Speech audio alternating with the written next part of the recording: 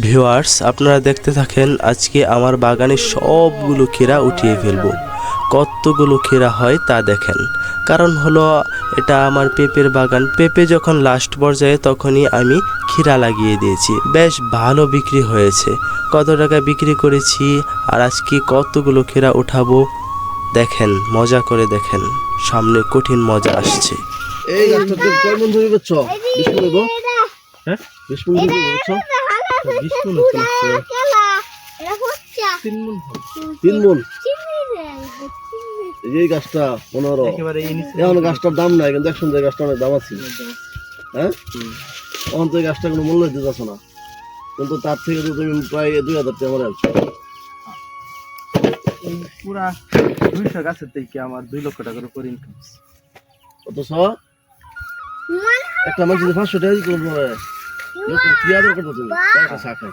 এই গাছটা তো তোমার 2000 টাকা দিল আল্লাহ। এই গাছের ছিল, এই গাছের তো সময় কিছু খাওয়াইছো না, করাইছো। গাছ এখন মৃত। ঠিক আছে, মধু বলে মধু। তরমুজ, তরমুজ।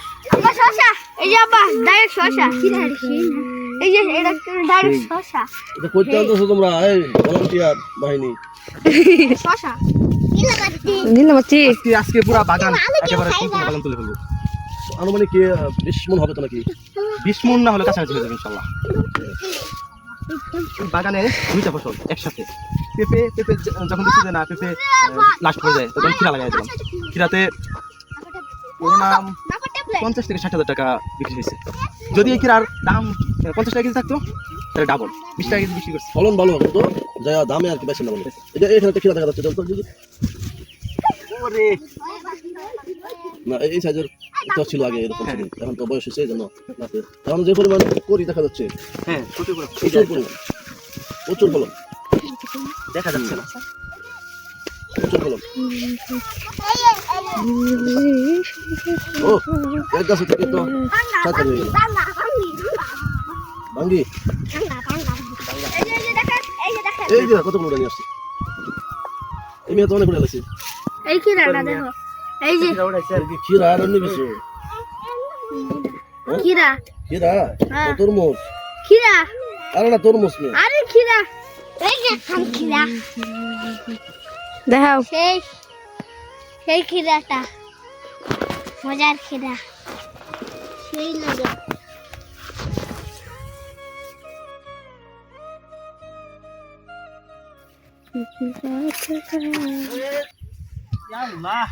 দেখছে না অনেক পরিমাণ খিরা না, পরিমাণ অনেক। আমার এক চাচা আছে, তোমরা কই না হিউজ পরিমাণ।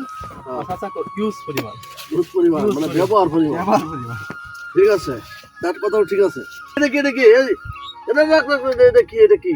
খারাপ খারাপ খারাপ, এটা কি নাকি ওই যে জানি কো? না না না না না না, খরগোশ নাকি? খরগোশের বাচ্চা। খরগোশ দে দে দে, খরগোশের বাচ্চা নাকি? হ্যাঁ ধর ধর। ও আচ্ছা খিরা, বাস মনে হয় ঘুমায় রয়েছে খরগোশের বাচ্চা। ধরো ধরো, হাই হাই। এই যে একটি গাছের থেকে দেখেন কি পরিমাণ ক্ষীরা।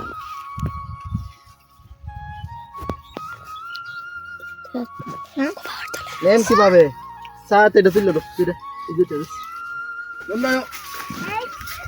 আমি তো এক জায়গা থেকে লড়বা হাঁটতেছি না। এই যে আচ্ছা শোনেন, আমি একটা কথা বলি। এই যে আপনার খিরাগুলো যে এই যে খিরাগুলো আপনি এই খিরাগুলো আর আগে বিক্রি করলেন না কেন? এগুলো তো মানুষ খাইতে পারবে না। চ্যালেঞ্জ, এগুলো ব্যক্তির ভিতরে একদম করা হবে। আবার কি তাই নাকি? চ্যালেঞ্জ, একটা ক্ষীরা কাটলেই বোঝা যাবে।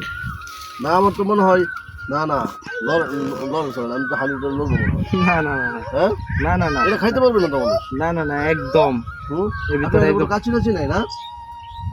কাছে তো এখানে নাই। কাছে আচ্ছা, থাকলে ঠিক দেখাই আছে দিতাম। ঠিক আছে, আমাকে একটা খিরা দেখাইতে হবে, তাহলে আমি বুঝতে পারবো। আর তবে আসলে খিরা বলতে তো শশা না, না না, খিরা তো খিরার মতো। ক্ষীরা যদি এরকম ফাটা ফাটা না হয় তাহলে ক্ষীরা না। খিরা ক্ষীরা স্বাদ হলো এটা তো দেখতে বোঝা যায় যে শশা। হ্যাঁ, তো খিরা হইলো না। না না না, এটার থেকে এটা স্বাদ বেশি হবে।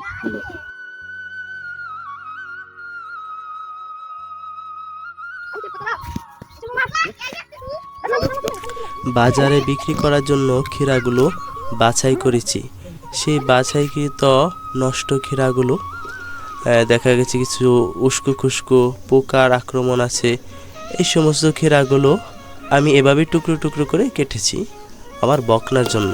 দেখতে পাচ্ছেন আমার এই বকনাটা প্রেগনেন্ট, 9 মাসের প্রেগনেন্ট। আপনারা দোয়া করবেন যেন সহি সালামতে বাচ্চা দেয়।